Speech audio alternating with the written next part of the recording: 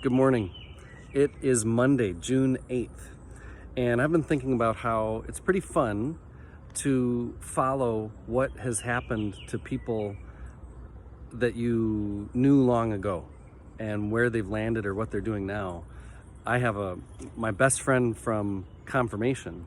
He and I haven't stayed connected much, but Facebook, and I see that he's got a band now that does some pretty big gigs in north central Wisconsin for Christmas and Easter and other events too. That's pretty cool.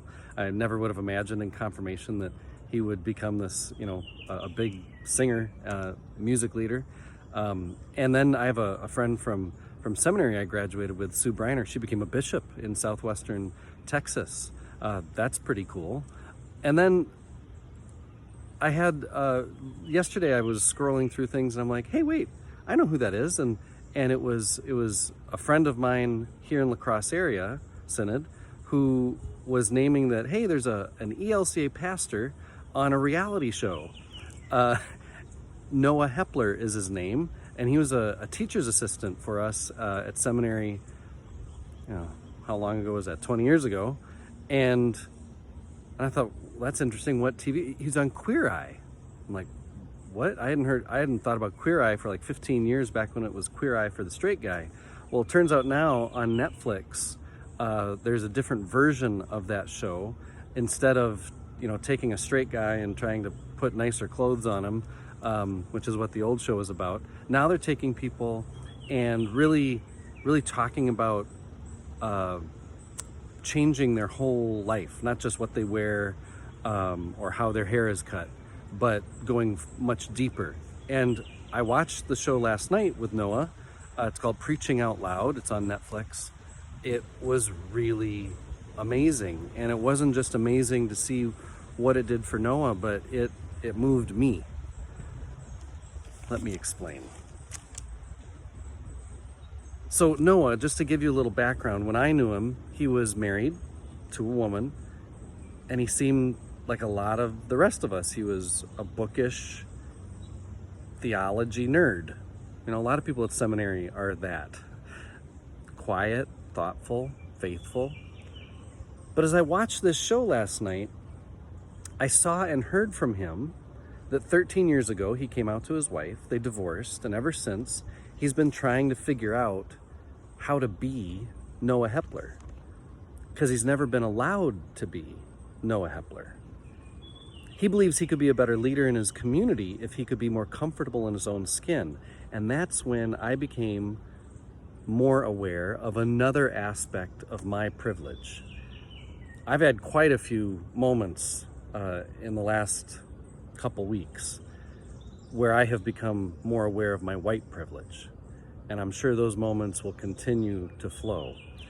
And maybe I'll get some of those moments out in my morning musings as the weeks go on. But last night, I was thinking about another aspect of my privilege, and that is my straight privilege. Getting comfortable in my own skin, that work for me was done in the open. I didn't have to wonder if it would be allowed for me to date, for me to wear certain clothes, for me to be me. When I dated, dating is basically just a big series of experimentations, right? What am I like with her as she listens to country music and likes to hunt and fish?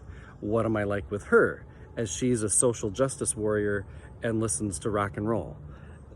I'm a little different around each of them. I get to experiment with what feels most like me. And I get to do that because all of those versions of me are allowed. Myself was allowed because myself was not queer.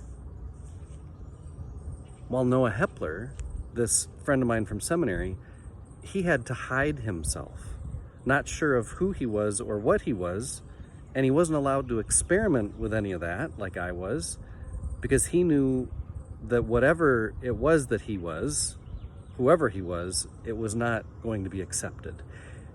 And what breaks my heart as I watch this show, and I've heard this story before, but it breaks my heart again, is, where did he hear that message the loudest, that whoever he was not going to be accepted? His church. It was hard enough, it was scary enough to grow up and find a life partner as a straight person.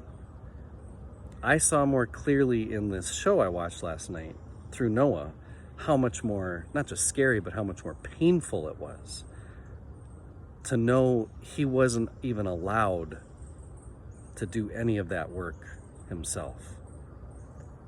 But, and here's the hopeful part for me anyway, in 2020, he now does feel allowed.